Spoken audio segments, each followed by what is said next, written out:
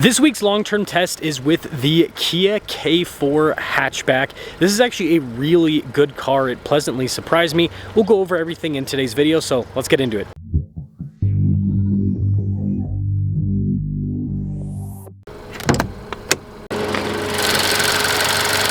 Powering this is a turbo 1.6 liter 4-cylinder that goes through an 8-speed automatic. It puts out 190 horsepower, 195 pound-feet of torque. I've been able to average close to 32 miles per gallon. If you're looking for more straight-to-the-point reviews like this, make sure you subscribe. I will say the gold on this absolutely pops. And then the amber daytime running lights, that's one of the things I love about Kia's kind of modern cars. And then you do have some silver trim that kind of connects the whole lighting cluster. And overall, I do think it's just a good-looking car with the front end. Tire wheel setup is 235 by 40 by 18. The wheels are blacked out. You also have blacked out fender flares as well. And that is the trend with this car, where the fender flares and the mirror caps are blacked out, but then you have some silver trim mixed in. Again, it creates some nice contrast. It actually works. Now with the key fob, you got the Kia logo, and Kia does that thing where I think it's the other side, it illuminates when you press the button. Anyways, you have your lock unlock. On the other side, you got the remote start, and press that to pop her open. Now the seat doesn't fold down perfectly flat, but it's close enough that it would be easy to load stuff. And this is so much more practical than a Civic, and especially more practical than a Corolla with space. You like to have a cargo cover built in, and the handle's really useful. You just kind of pull and it gives you good leverage. Really sharp looking taillights on the K4 here. You've got all the rest of the badging too. That'll cap things off for the exterior of the K4. Let's now take a look at the interior. Just regular windows throughout. It's plastic up top, and then down here it's soft touch. Same thing with the armrest. Seats are perforated all down the center. You got to mix the black and the white on this one. Spacing back here for a hatchback is great. Like, I feel very comfortable as an adult, and we've got some vents here in the back, USB ports as well. And then headroom back here, it does come down a little bit with the sunroof hump, but overall for hatchback, again, it's good. Let's now take a look at the front. Blind spot monitoring with the mirrors, like I said, regular windows. They actually give you soft touch up front with the driver and passenger, and then down below as well. All of your window controls here, you got your mirror adjustments. This comes with memory seats as well as heated and cooled seats. The passenger has a manual seat, so no memory seats, but it does have heated and cooled seats for the passenger, and then heated steering wheel. Here's the rest of the front seat, perforated down the center, and then like I said, with the driver's power, the passenger's manual. Now the steering wheel has a two-tone appearance to it. You've got paddles on the back. On the front face, you've got your drive mode select, and then you have practical controls for the adaptive cruise control system. This also has the steering assist on the highway as well. And then just regular stocks. Again, everything's pretty user-friendly. Digital cluster here. It's a giant screen across the dash. It's kind of the thing that Kia and Hyundai have been doing. And you just have two drive modes. Like, they keep it really simple, which I appreciate. This does come with a really slick 360 camera system, which I think is a big plus in a car like this. Now you notice on this part of the screen, the climate stuff is always accessible, and then you've got the rest of the screen. It responds quickly, and yeah, I mean, again, it's a good unit. It is kind of popped onto the dash, but modern car design, right? They do give you physical buttons below for the radio and the climate and all of that, and then we do have some USB ports, 12-volt phone charging pad as well. Got the shifter for the 8-speed automatic, parking sensors. You've got this for the camera, auto hold feature as well. And then this has the crazy over-engineered cup holders, which I appreciate because, like, maybe you have a cup, maybe you just want to throw some stuff in here, like your phone, when you're not charging it. And you got center console, nice trim there on the top. And then, again, you've got more nice trim on the rest of the dash as well. And then this does have, again, a sunroof. It's got an automatic sunshade for such a small sunroof. Some of these demo cars don't come with window stickers, and so I don't know what the exact MSRP is, but I think it's like 31, 32, something like that. Anyways, let's drive it. Kia K4, and this should be one of the first videos that I'm posting in 4K. Long story short, YouTube overlords, they want us to film stuff in 4K, so hopefully my computer can handle it. That's the only thing that's kept me back, is I got a potato computer, so I might have to upgrade that. But the reason I haven't been doing that is because the editing software I use, the company went out of business, and so I cannot download that editing software into any other computer, and I really like it. So it's like it's on my computer, so I still get to use it, but if I get a new one, yeah.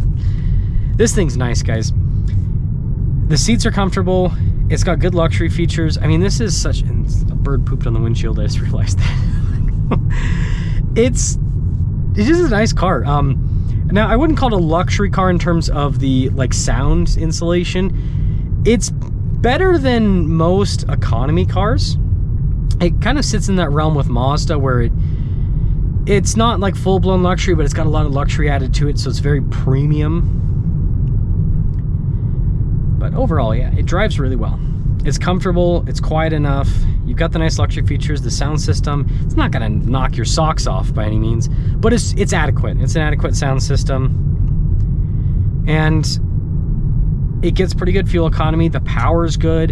Again, when you compare this to other cars in the segment, everyone else is pretty much like CVT, naturally aspirated.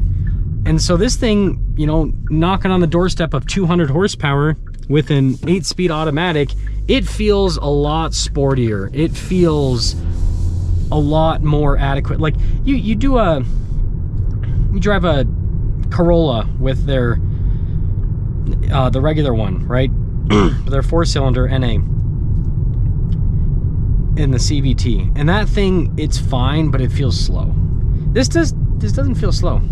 Now, one critique that I will have is, actually, I guess kind of two critiques in a way. The Honda Civic Hybrid is very appealing. That has great power and it's very efficient. Everyone wants hybrids nowadays, so that is one thing that you know, they could do, because Kia has hybrid powertrains. You know, putting one of the hybrid powertrains in the K4 as an option, I think that would help them out immensely. And then I think what would also help them out immensely is doing a high performance version. I do think that there is a big gap in the market with Hyundai and Kia, because the Elantra N, it's a really cool car, but it doesn't really sell that well because it's not a hatchback. It might seem silly, but let me tell you, I'm like a, you know, hot hatch enthusiast. When I look at the Elantra and I go, man, that's such a nice car, but I don't want a sedan. I want a hatchback look. And so if they took, again, the K4 is basically Kia's Elantra. If they took this and gave it the N treatment, right? I don't know what they'd call it, the GT, right? If they did a GT where they had the manual transmission available and automatic available, and this thing was knocking on the doorstep of 300 horsepower, hatchback, I'm not saying they'd sell 1 billion of them, but it would be a really cool car and people would buy it. People would buy. I think that Kia would sell more of these than Hyundai sells of the Elantra N. I think it would. I don't think it would be close. I think that every single one of these that a dealership would get, you know, the GT version, every single one would sell. So yeah, I mean, that's, my critiques are less about, like, I think this version drives great. I just think that, I think the K4 platform is a really, really good car. I just think that there's a few things they could add to it, which would massively increase the desirability of this car in the market. So add a hybrid powertrain as an available option, add a high performance version, and, you know, honestly, just get rid of the base powertrain. I think that if they just sold this as hybrid, this turbo 4-cylinder, and then a high performance version, and did not sell any with the NA 4-cylinder with the CVT, I don't think people would miss it at all. I think they would sell just fine. Even if that brings up the price point, and you guys can let me know if you disagree, even if that brings up the price point a little bit, I think people will be okay with it, because, you know, buying a K4, you know, you're kind of buying this because, again, it's premium. So, super impressed. It's got a lot of tech. It's got a lot of features for the money. I'll try to get some comparisons with this against the Civic and the Corolla next week if I've got some, if I can put everything together. But, I mean, you got to at least go and check one of these out. If you can't, you know, the hatchbacks are going to be hard to find, because from my understanding, they're only going to be building so many of these. Someone told me tariffs or something like that. You never know how true that is, right? That could be the case, but basically it's going to be mostly K4 sedans, and then there's going to be a few hatchbacks that'll make it their way to the US. So this will be a more rare car, but just drive the K4 in general. It's a really nice rig.